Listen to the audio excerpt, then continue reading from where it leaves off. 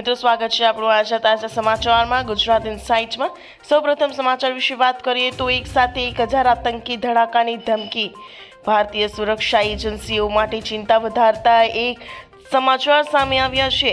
UN દ્વારા પ્રતિબંધિત કુખ્યાત આતંકવાદી સંગઠન જૈશ-એ-મોહમ્મદના વડા અને ભારતના મોસ્ટ વોન્ટેડ આતંકવાદી મસૂદ અઝહર ફરી એકવાર સક્રિય થયો હોય તેવું લાગી રહ્યું છે। મસૂદ અઝહરની એક નવી ઓડિયો ક્લિપ સોશિયલ મીડિયા અને ગુપ્તચર વર્તુળોમાં વાયરલ થઈ છે, જેમાં તે ભારત વિરુદ્ધ ઝેર રોકી રહ્યો છે।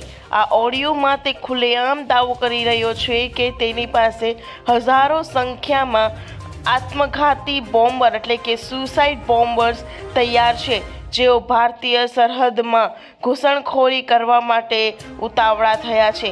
સંખ્યા જાણીને દુનિયા ચોંકી જશે। વાયરલ થયેલી આ ઓડિયો ક્લિપમાં મસૂદ અઝહરનો અવાજ સ્પષ્ટપણે સાંભળી શકાય છે। તે દાવો કરે છે કે જૈશ પાસે પાત્ર ગણતરીના નહીં પરંતુ 1000થી પણ વધુ ફિદાઈની હુમલાખોરો છે। ગુજરાતની ધરતી પર મોદીનું એલાન, વડાપ્રધાને પોતાના જૂના દિવસોને યાદ કરતા કહ્યું કે એક સમય મેં કહ્યું હતું કે હું જોઈ શકું છું કે રાજકોટ, મોરબી અને જામનગરનો ત્રિકોણ મિની જાપાન બનશે। ત્યારે મારી મજાક ઉડાવવામાં આવી રહી હતી, પરંતુ આજે હું મારી આંખે સામે તે હકીકત જોઈ રહ્યો છું। તેમણે ઉમેર્યું કે રાજકોટમાં જ 2.50 લાખ એમએસએમઈ છે અને અહીં હવે રોકેટ તથા એરોપ્લેનના પાર્ટ્સ બની રહ્યા છે। આ વિસ્તાર આત્મનિર્ભર ભારતનું ગ્રોથ એન્જિન બની ગયું છે। પીએમ મોદીએ કહ્યું કે ભારત ઝડપથી વિશ્વની ત્રીજી સૌથી મોટી અર્થવ્યવસ્થા બનવા તરફ આગળ વધી રહ્યું છે। આવી રહેલા ડેટા સ્પષ્ટપણે દર્શાવે છે કે ભારત પાસેથી વિશ્વની અપેક્ષાઓ સતત વધી રહી છે। ભારત વિશ્વની સૌથી ઝડપી વિકસતી અર્થવ્યવસ્થા છે। છેલ્લા 2 દાયકામાં વાઇબ્રન્ટ ગુજરાત સમિતે સતત કંઈક નવું અને ખાસ આપ્યું છે। વાઇબ્રન્ટ ગુજરાતનું આ પ્રાદેશિક સમિટ તેનું ઉદાહરણ બની ગયું છે। આ સમિટ ગુજરાતની પ્રાદેશિક સંભાવના પર ધ્યાન કેન્દ્રિત કરીને આગળ વધી રહ્યું છે। નવો નિયમ, વાહન જપ્ત થઈ શકે। દેશભરમાં રસ્તાઓ પર વીમા વગર દોડતા વાહનો અને અસુરક્ષિત ડ્રાઇવિંગ પર લગામ લગાવવા માટે સડક પરિવહન અને રાજમાર્ગ મંત્રાલયે મોટર વાહન અધિનિયમમાં મહત્વનો સુધારાનો પ્રસ્તાવ રજૂ કર્યો છે। આ પ્રસ્તાવિત ફેરફારો હેઠળ એન્ફોર્સમેન્ટ એજન્સીઓને વીમા વગરના વાહનોને જપ્ત કે અટકાયા ડિટેઇન કરવાનો અધિકાર આપવામાં આવશે।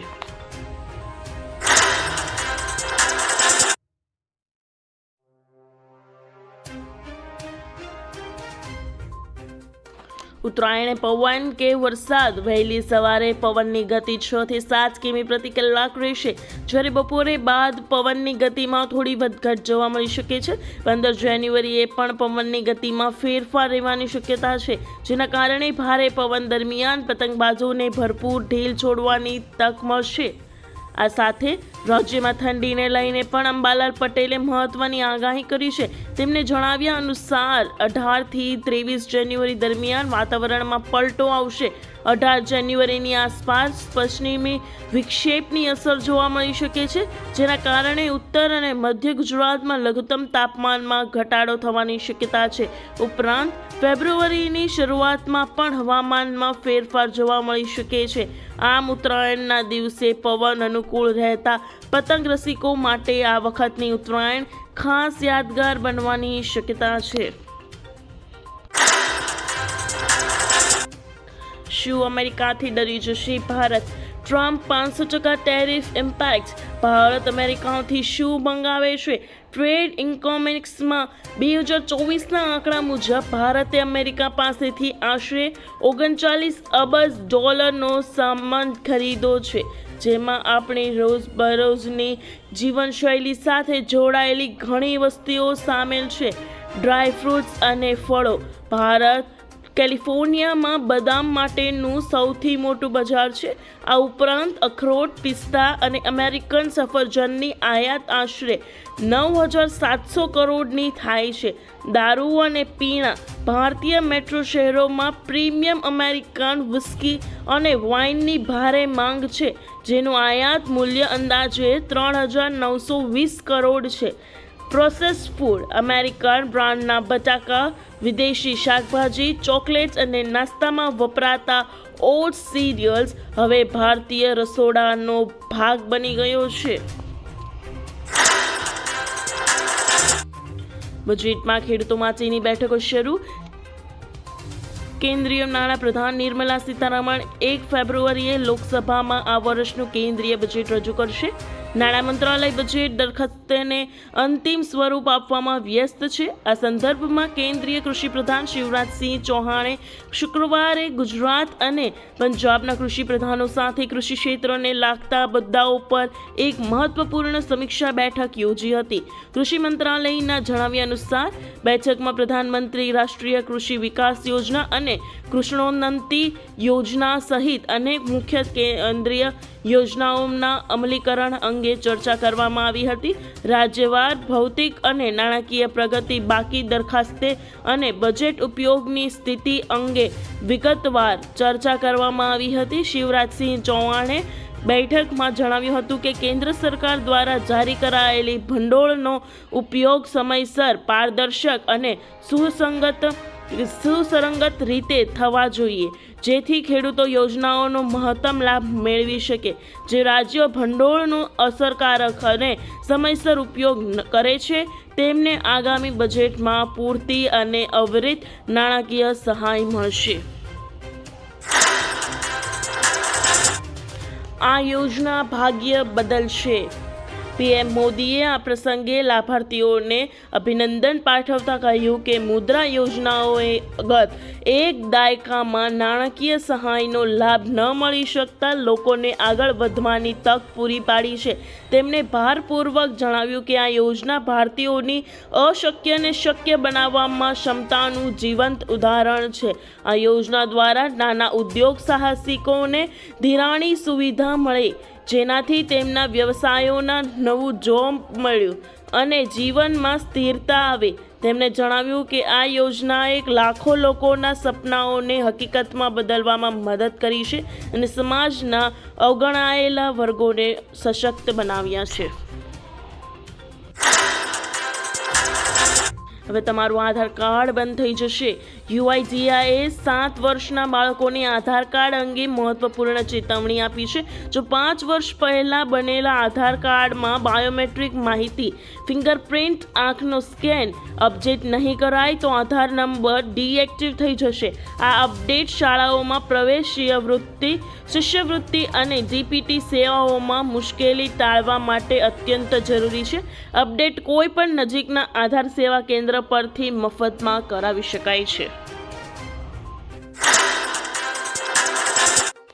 ખેડૂતો સાથે વિશ્વાસઘાત, આંદોલન થઈ ગયું રદ. બીજી તરફ કિસાન કોંગ્રેસના નેતા પાલ અંબાલિયાએ આ નિર્ણયની આકરી ટીકા કરી છે. તેમણે આક્ષેપ કર્યો કે કિસાન સંઘે હંમેશાની જેમ ખેડૂતોની પીઠમાં ખંજર ભોંકવામાં કામ કર્યું છે. આંબલિયાએ પ્રશ્ન કર્યો કે જો સરકારે 12 માંગણીઓ સ્વીકારી છે તો તે કઈ માંગણીઓ છે અને તેનો લેખિત પુરાવો ક્યાં છે? કિસાન સંઘે સરકારી અને ખાનગી વીજ કંપનીઓ સાથે મળીને કુંડળીમાં ગોળ ભાંગ્યો છે. કોંગ્રેસે માંગ કરી છે કે કિસાન સંઘે સ્વીકારાયેલી માંગણીઓની વિગતો જાહેર કરવી જોઈએ. મફત વીજળી 75,000 સુધી કે વધુ સબસિડી મળી શકશે. સૂર્યઘર યોજના દેશમાં સતત વધી રહેલા વીજળીના દરો અને વીજ કાપની સમસ્યામાંથી સામાન્ય જનતાને રાહત આપવા માટે કેન્દ્ર સરકારે પીએમ સૂર્યઘર મફત વીજળી યોજનાને વેગ આપ્યો છે. આ યોજના હેઠળ વર્ષ 2026-27 સુધીમાં દેશના 1 કરોડ ઘરોની છત પર સોલાર પેનલ લગાવવામાં લક્ષ્ય રાખવામાં આવ્યું છે, જેનાથી મધ્યમ અને ગરીબ પરિવારોને મોટો આર્થિક લાભ મળશે અને જેમાં જો તમે સોલાર પેનલ મુકાવો છો તો તેમના 75,000 સુધીની તમને સબસિડી મળી શકે છે। લોન બની ગુજરાત માટે ચિંતા। વિકસિત ગુજરાત જાણે ધીરે ધીરે દેવાદાર ગુજરાત બની રહ્યું હોય તેમ હવે જાહેર દેવું વધી ગયું છે। સંસદમાં રજૂ થયેલા રિપોર્ટ મુજબ વર્ષ 2024-25માં ગુજરાતનું દેવું વધીને 4.90 લાખ કરોડ સુધી પહોંચ્યું છે। વિકાસના નામે સરકારી તાયકા અને ઉત્સવો પાછળ ધૂમ ખર્ચ કરવામાં આવી રહ્યું છે। જે રીતે દેવું વધી રહ્યું છે તે જોતા પ્રત્યેક ગુજરાતીના માથે દેવું પણ વધી રહ્યું છે। તો હવે તમારો હપ્તો ઓછો આવશે। નવા વર્ષમાં આરબીઆઈ વ્યાજદરના 0.50% ઘટાડો કરી શકે છે, જેનાથી હોમ અને ઓટો લોન સસ્તી થશે। આઈઆઈએફએલ કેપિટલના રિપોર્ટ મુજબ 2025માં 1.25%ના ઘટાડા છતાં હજુ દર ઘટાડવાની શક્યતા છે। રેપો રેટ અને કોરલેશન વચ્ચેનો તફાવત 2.8% છે, જે સરેરાશ 1.1% કરતાં વધુ હોવાથી રેટ સંકેત આપે છે। આ નિર્ણયથી સામાન્ય લોકોના માસિક હપ્તા ઈએમઆઈમાં મોટો ઘટાડો જોવા મળી શકે છે। ભાડૂત અને મકાન માલિકો સાવધાન। મકાન માલિકો 2 મહિનાના ભાડા કરતાં વધારે ડિપોઝિટ લઈ શકશે નહીં। કોમર્શિયલ ભાડા માટે 6 મહિના સુધીની મર્યાદા નક્કી કરાઈ છે। ભાડામાં વધારો મકાન માલિક 12 મહિના પછી જ ભાડામાં વધારો કરી શકે છે। વધારાના 90 દિવસ પહેલા લેખિત નોટિસ આપવી પડશે। મિલકત નિરીક્ષણ। મકાન માલિકને ઘર કે મિલકતની તપાસ કે સમારકામ કરવું હોય તો ભાડુઆતને 24 કલાક પહેલા લેખિત જાણ કરવી ફરજિયાત રહેશે। સમારકામમાં જો મકાન માલિક 30 દિવસમાં જરૂરી મરામત ન કરે તો ભાડુઆત પોતે સમારકામ કરાવીને ખર્ચ ભાડામાંથી બાદ કરી શકે છે। આ વર્ષે 2026નું ચોમાસું કેવું રહેશે? અનુમાન મુજબ 2026માં ચોમાસાની શરૂઆત 12 જૂનથી લઈને 16 જૂન વચ્ચે થઈ શકે છે। આનો અર્થ એ થયો કે ચોમાસું સમયસર અથવા તો સામાન્ય કરતાં 4 થી 5 દિવસ વહેલું બેસી શકે છે, જે એક શુભ સંકેત છે। જૂન મહિના દરમિયાન ખૂબ સારો વરસાદ થવાની સંભાવના છે અને જુલાઈ મહિનામાં પણ અતિ સારો તથા ભારે વરસાદ થયા તેવી શક્યતા વ્યક્ત કરવામાં આવી છે। એટલે કે જૂન અને જુલાઈ એમ 1.5 મહિના સુધી અતિ ભારે વરસાદ અને ખૂબ સારા વરસાદ સાથે 2026ના ચોમાસાનો પ્રારંભ થશે।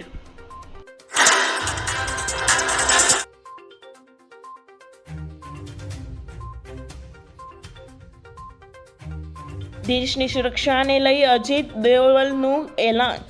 સોમનાથ મંદિર પર અનેક હુમલાઓ છતાં તે દરેક સમયમાં અડીખમ ઊભું રહ્યું છે અને તેને લઈને હાલ સોમનાથ સ્વાભિમાન પર્વની ઉજવણી થઈ રહી છે અને આવતીકાલે વડાપ્રધાન મોદી આ ઉજવણીમાં ભાગ લઈ રહ્યા છે।